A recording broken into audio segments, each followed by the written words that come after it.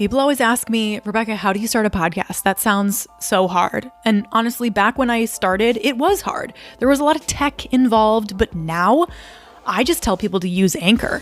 That's what I use. Anchor is a free platform that lets you edit, record, and make your entire podcast through your phone. You can use the desktop version if you want, but you can do it all through your phone. You can make money on Anchor without a minimum number of listeners. You can incorporate music from Spotify through Anchor. It's amazing. It's literally everything you need to make a podcast. So the only question you need to answer is, what is it going to be about and when are you going to get started? So stop asking me how to make a podcast and go download the free Anchor app or go to anchor.fm to get started. So there's my secret. You can have it. Let's get into this episode.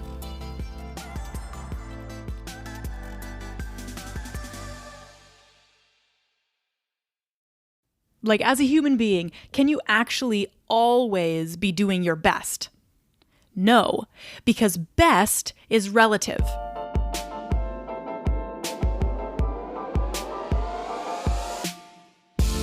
You're listening to Confidently She. Let's gently cleanse that internalized misogyny and equip you to handle what life brings your way. I'm Rebecca Biggie, and I'm here to help. Welcome to the show. All right. I feel like Matthew McConaughey. All right.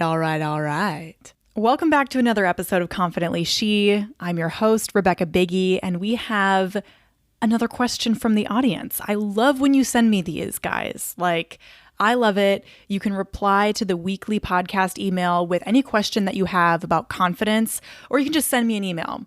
Like Jordan did. She just sent an email to hello@confidentlyshepodcast.com, and she explained her issue. I love when you send me questions because this is the stuff that literally gives me life. I love dissecting even how you ask the questions because that says so much about your current beliefs and patterns and everything, which you'll see when I read this question. So this comes from Jordan.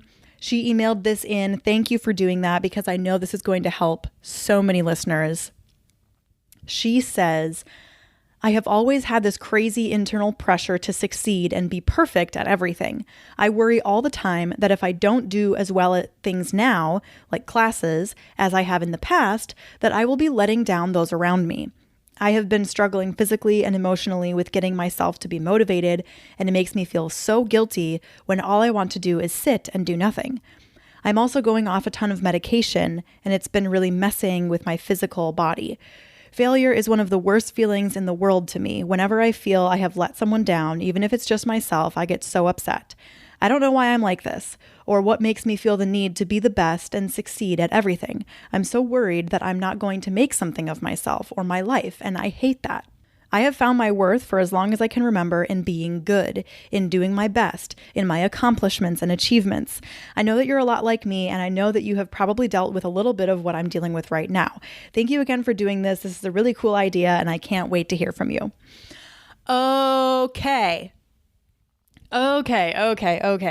When I got this email, I was like chomping at the bit, cannot wait to respond because first of all, yes, everything that you said in this email is something that I can relate to, except for the medication part.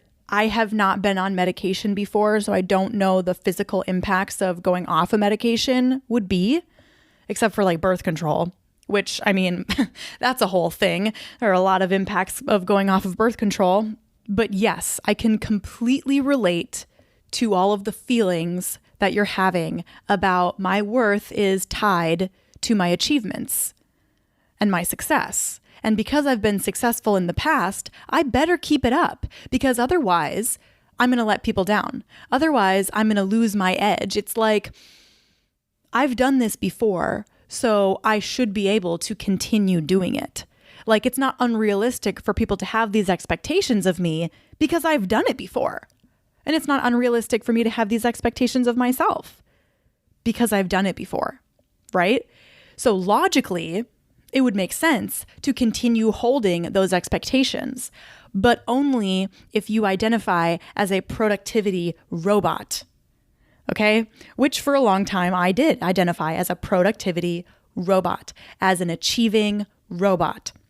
But we are not achievement robots, okay? We are human beings. We are people. People need things like rest, okay? People are not linear.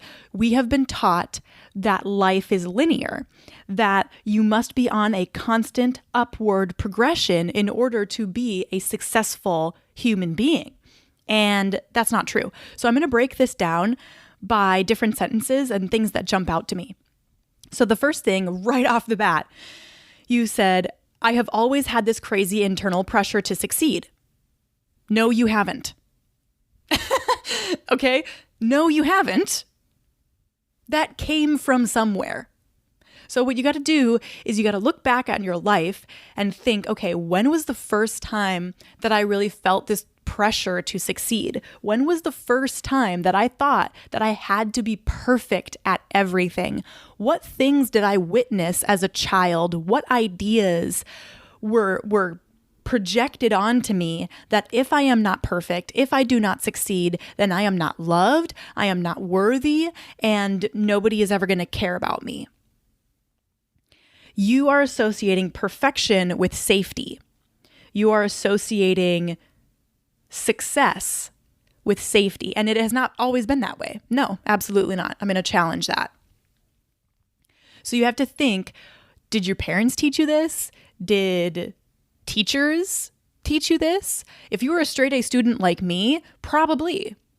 Because every time you got an A on a test, an A in a class, people spoke well of you. People gave you praise and compliments. Oh, good job. You're a straight A student. Yeah, that's part of how you got your identity. That's how you identify. I am fill in the blank. I am a straight A student. I am successful. This was perfect, and even when people are complimenting you, that builds up a certain part of your identity. Whatever people compliment you in, that's how you start to identify. So if people compliment you in your success, and you also mention classes, so you worry if you don't do as well, you'll be letting people down. So let's just think about this logically. You think that in order to be a good human, a valuable human, you must always execute at your highest and best level? Is that realistic? Like, as a human being, can you actually always be doing your best? No, because best is relative. Best is in contrast to your normal or your worst.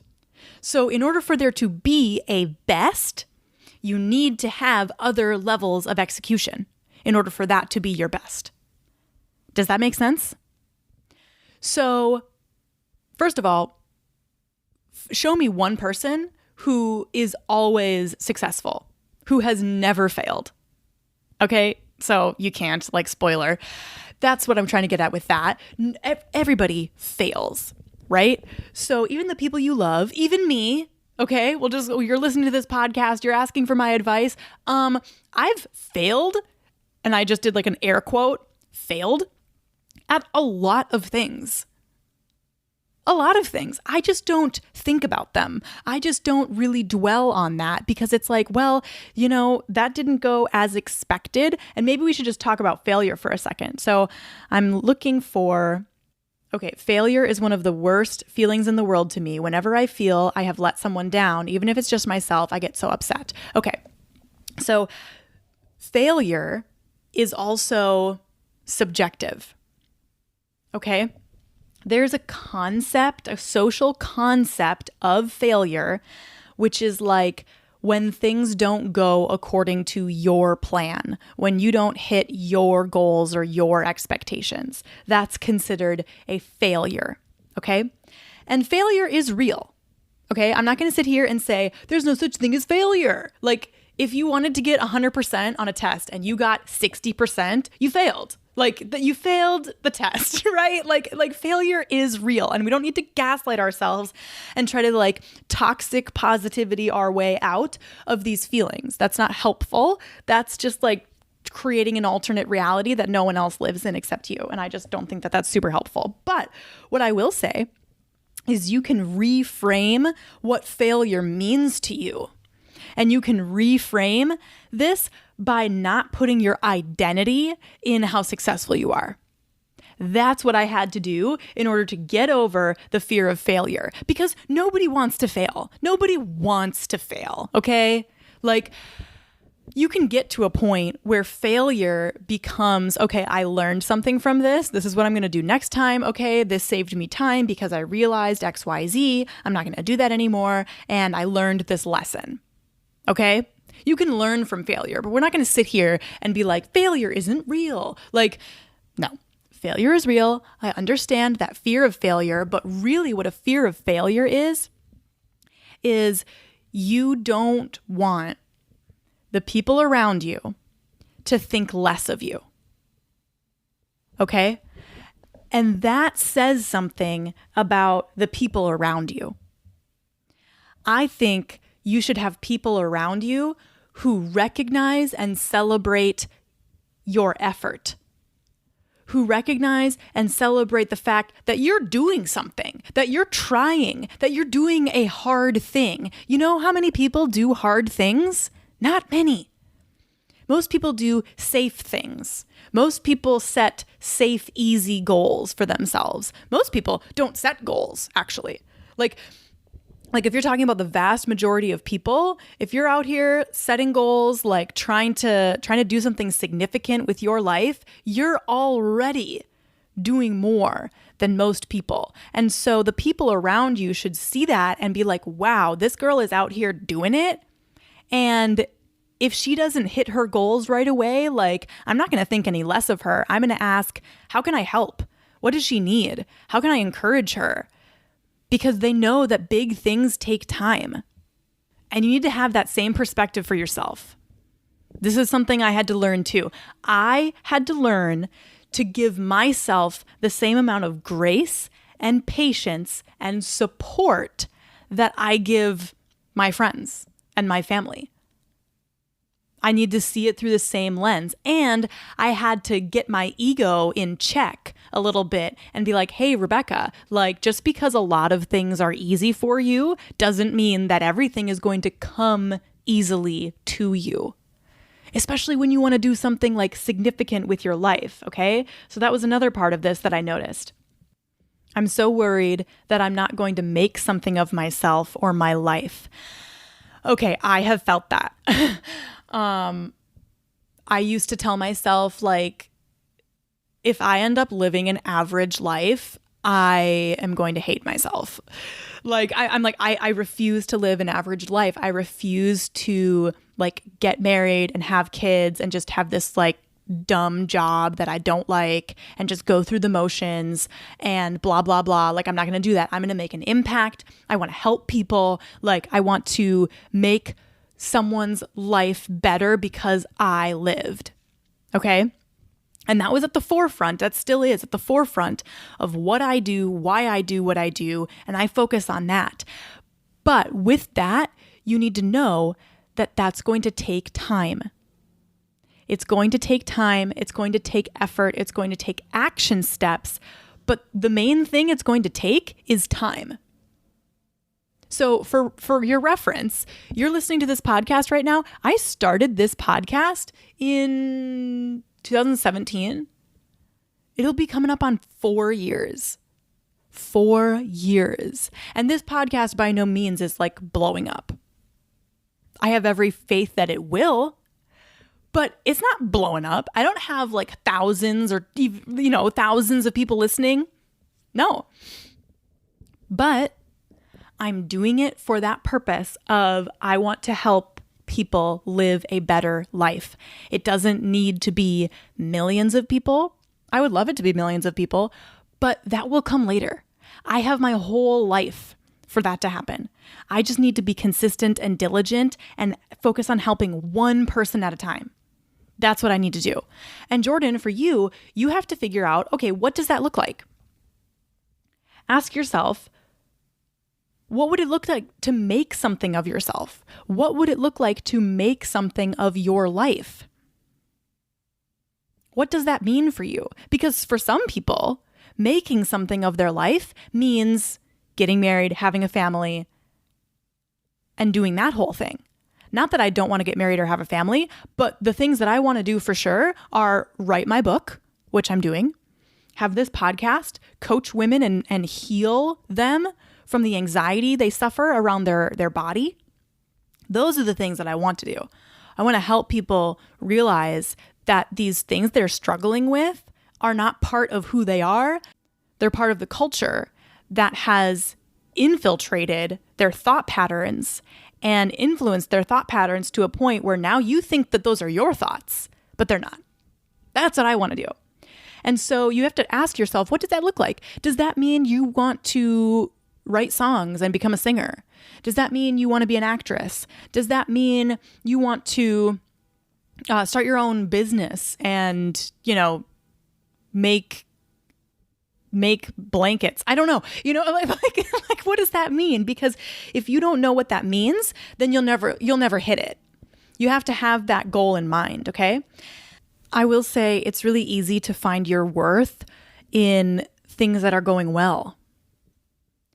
It's really easy to place your identity on things that other people praise you for. But what the strongest people do, what the most confident people do, is they realize that their worth doesn't change based on whether things go well or whether things go poorly, which I'll come back to that in a second because that's all relative. You can't base your identity and your worth on the outcomes of certain things. You have to base your identity, first of all, on just the fact that you're a human, and human beings need a few things, okay? Human beings need rest. They need challenges. They need community. They need inspiration. They need to be creative. They need creative outlets. They need physical outlets. They need mental outlets like learning things, right? So this is why I say you need to have some different hobbies, some different interests that challenge you physically, mentally, that lift you up from a relational standpoint. And from that, you get your identity. That's how your identity is formed, through the things that you enjoy, through the things that you really care about, not the things that you get praised for. If you're only doing something because you know you're good at it and people are going to compliment you for it, and you're not actually doing it because you love it or because it's something that you enjoy, eventually you're going to get burned out because you don't love the process. You love the compliments. You love the achievement. You're achieving for the sake of achieving. And then so, of course, you're afraid, what happens if I don't achieve this? Then it's all for nothing. Well, then I would say you shouldn't be doing it in the first place. If you only care about the outcome, you shouldn't be doing it. It's not about outcomes. And now I'll come back to what I was saying before. The difference between a success and a failure, that is all relative. And you might look back on something that you, quote, failed on and say, thank God that didn't go the way I wanted it to go. Because if that would have went that way, then this wouldn't have happened. And then I never would have met this person. And then this, and this. And I never would have gotten this huge blessing. Because look back on your life and think of how many times you prayed for something. Oh, please let this happen. Please let this happen. It didn't happen. And then you looked back and were like, yeah, I'm so glad that didn't happen. Right? That's happened to me a dozen times. A dozen times. So you have to trust that you don't know what's best. You don't know what's best. Not all the time. Not in the macro. In the micro, maybe. In the micro, day-to-day, small decisions, sure, you can have discernment and know what to do. But overall, big picture, like you are not God. You cannot play the role of master of the universe. You don't get to decide this is good and this is bad. This is a success, this is a failure. Because you know what? I've talked with a lot of women, and the part of their life where they felt the lowest was after their biggest, quote, success. Because that's when they realized, oh my God, the only reason I was doing this was to reach this level of success.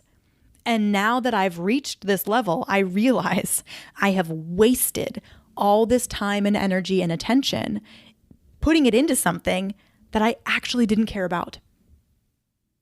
So that's what I would reflect on. I would first say, okay, I have not always been this way. People have never always been any kind of way. We are all a byproduct of the houses we grew up in, the decade we grew up in. That's where our programming really comes from.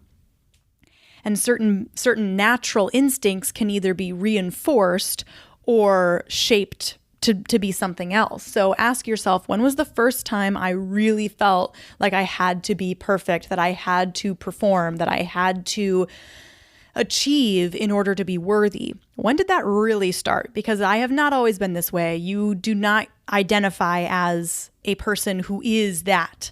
Because that's another reason why it's being reinforced, is because you're using that as part of your identity, and it's not.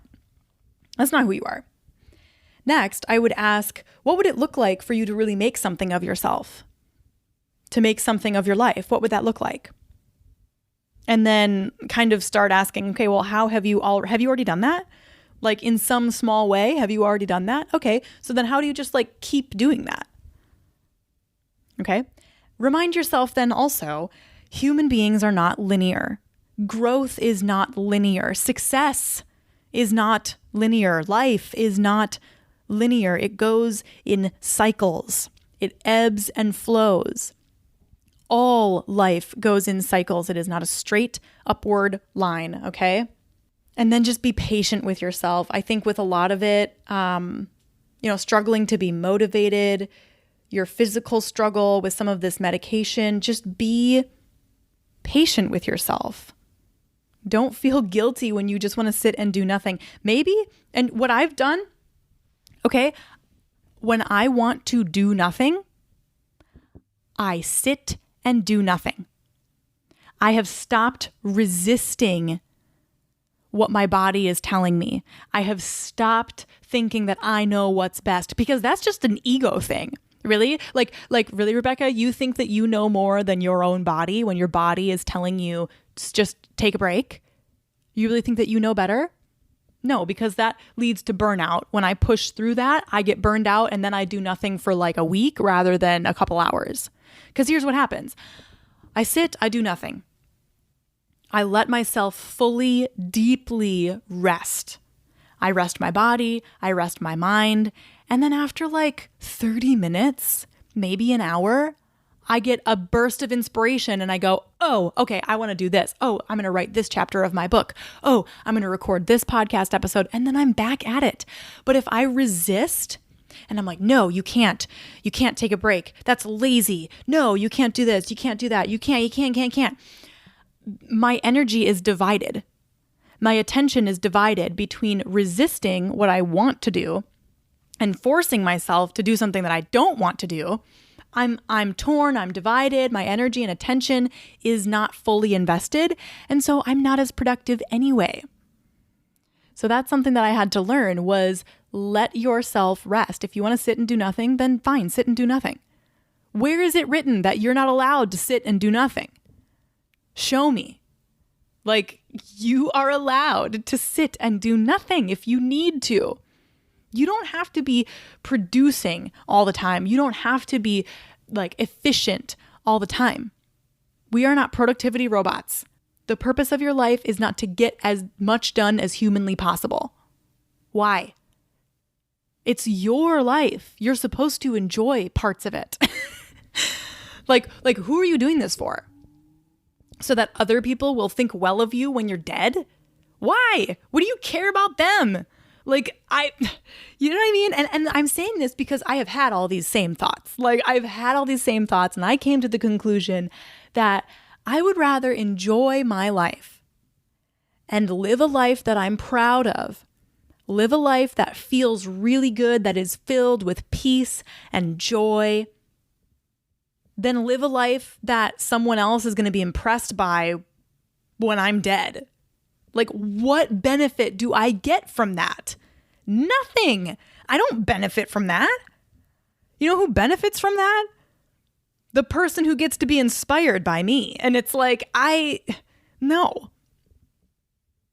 If I inspire someone living a life that feels really good to me, that is one that I am proud of while living it. You don't want to look back and be proud. You want to also be proud while you're doing it day to day. Because if you have to sacrifice everything that you love, everything that you enjoy, just to be able to look back and be like, aha, I achieved all these things, you're going to be like, well, geez, I didn't have fun while I did it. I just was achieving left and right, and I wasn't really enjoying anything. That's what I don't want to have when I look back. Now that I'm older and wiser, that's what I see. So that's what I think about everything that you said, Jordan. I hope this was super helpful. This is what I work through with my private clients. There's a lot here. Just in that one email, I could go down several different rabbit holes with her to unpack things and talk about things more deeply and explore more of what she's talking about. But I hope just through this one episode, I could shed some light on a few things that I see. And if you're dealing with similar things as Jordan, feel free to reach out to me. Send me an email. And if you want one-on-one support, full support through some of these, apply for a private coaching space. Go to RebeccaBiggie.com/call and book a call with me to talk about your goals and what you want to achieve through private coaching to see if it's a good fit. And we'll chat about the different options. But in even 20 minutes, we can get through so much because it's just a new perspective on something that you kind of have horse blinders for. Again, go to RebeccaBiggie.com/call to book in a time for us to chat about private coaching options to see if this is a good fit for you. That's what I got for you for this episode, and I'll talk to you soon.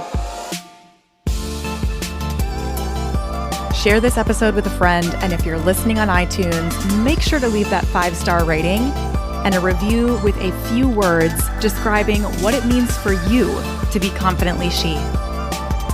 I'll go first. She shows up for the people and the ideas that she believes in.